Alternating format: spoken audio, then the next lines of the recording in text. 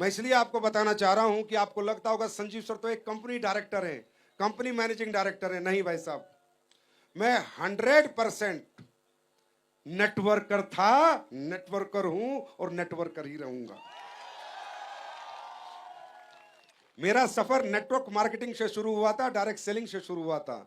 सन 2007 में ऐसा ही फंक्शन में देखने गया था। ऐसे ही फंक्शन का हिस्सा रोटरी क्लब जयपुर में बना था। ऐसा ही फंक्शन मैंने देखा था। मुझे वहां कोई नहीं पूछ रहा था। एक ऐसा लग रहा था जैसे कि मैं सबसे कमजोर और सबसे बेकार और सबसे फेलियर आदमी इतने लोगों के बीच में बैठा हूं। कोई कदर नहीं थी, कोई चाय नहीं, कोई पानी नहीं, कोई बोतल नहीं, कोई जगह नहीं, कोई सीट नहीं। और ऐसे ही मुझे भी नीचे बैठा दिया गया था। उस दिन नीचे बैठ के कसम खाई थी, दिन अगले सोफे हमारे होंगे। तो इसलिए मुझे आप पे तरस नहीं आता, क्योंकि मैं नेटवर्कर हूं।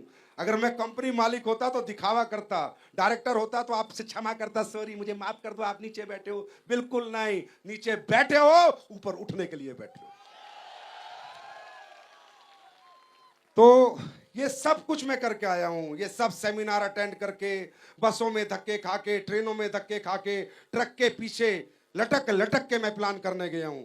इवन मैं मतलब ये सब करा यार भैया। मैंने 2007 से शुरू कर रहा हूं डायरेक्ट सेलिंग। कंपनी तो 2014 में आई है। पहले 7 साल नींद, भूख, प्यास, ट्रेन में सीट नहीं, बस में सीट नहीं, ट्रक के पीछे लटक के जाना, प्लान देने जाना, बारिश आ रही है मोटरसाइकिल पे, 3 ड्रेस रख के जाता था कि भाई आइडेंटिफिकेशन मजबूत रहे। ड्रेस बदल बदल के जाता था। लोगों के ताने भी सही हैं, लोगों की गालियां भी सही हैं। लोगों ने धक्के देके बाहर भी निकल आए, अरे चल तेरे जैसे पता नहीं कितने आते हैं। मैं शुरू की बात बता रहा हूं। 2 महीने हुए, मुझे कुछ फौजियों को प्लान देने गया, वो भी शाम के टाइम। और शाम के टाइम फौजियों को प्लान देना, अपनी मौत को बुलावा देना। पैक पी लेते, समझे। फौजियों ने पैक भी रख के मैं प्लान देने लगा, मुझे बाहर, अरे चल तेरे जैसे पता नहीं कितने आए। तो जो मेरे साथ था वो पतलू में क्या बोला, यार तुझे शर्म नहीं आती?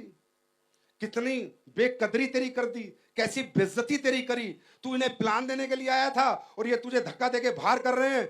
मैंने कहा इस दुनिया में जो गिरा है वही उठा है। एक दिन ऐसा आएगा,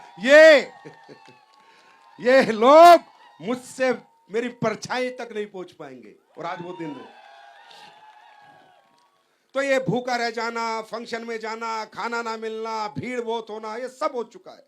ये सब करके ही हम लोग यहाँ पर आए हैं। और ये जो आगे वाली लाइन, ये जो डायमंड बने, ब्लू डायमंड बने, ब्लैक डायमंड बने, रॉयल डायमंड बने, ये सब करके आए हैं। ये कोई नयापन नहीं है, कुछ नया नहीं हो रहा है। मेरे भाई, ऊपर वाला परीक्षा लेता है, ऊपर वाला परीक्षा लेता है। मैं हमेशा कहता था, जब लोग थक जाते थे, हार जाते थे, तो मैं उनसे हमेशा कहता था कि भाइयों हारो मत, थको मत। ये आज को ध्यान में रख के काम करोगे तो थकावट आएगी, कल को ध्यान में रख के काम करोगे थकावट नहीं आएगी। इसे कहते हैं फ्यूचर इमेजेस। आने वाले भविष्य के लिए हम काम कर रहे हैं।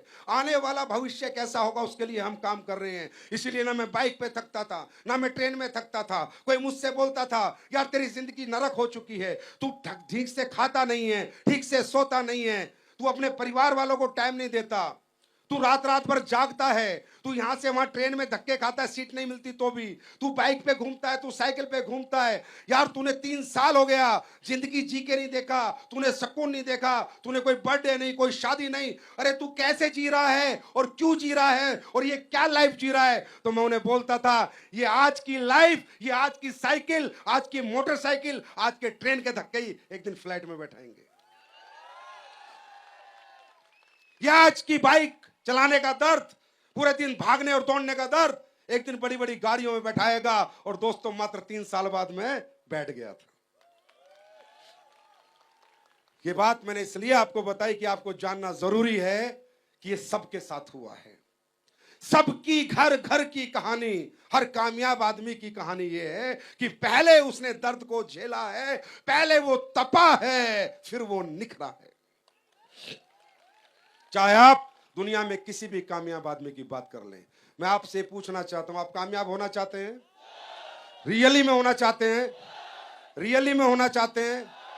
और ये आप चाहते हो या नहीं चाहते, लेकिन ये आपकी मजबूरी है। चाहना पड़ेगा। ये जीवन में आए हो तो जीना पड़ेगा। जीना पड़ेगा तो 2 टाइम का खाना भी खाना पड़ेगा, तन पे कपड़ा भी रखना पड़ेगा, और ऊपर छत भी चाहिए। हाँ या ना? तो इस जीवन की ये जरूरतें हैं मेरे दोस्त। अगर जीवन नहीं है तो कोई जरूरत नहीं है, लेकिन जब तक जीवन है ये हमारी जरूरतें हैं। तो कामयाबी आपकी चाहत नहीं होनी चाहिए, कामयाबी आपका जुनून होना चाहिए, आपका जुनून।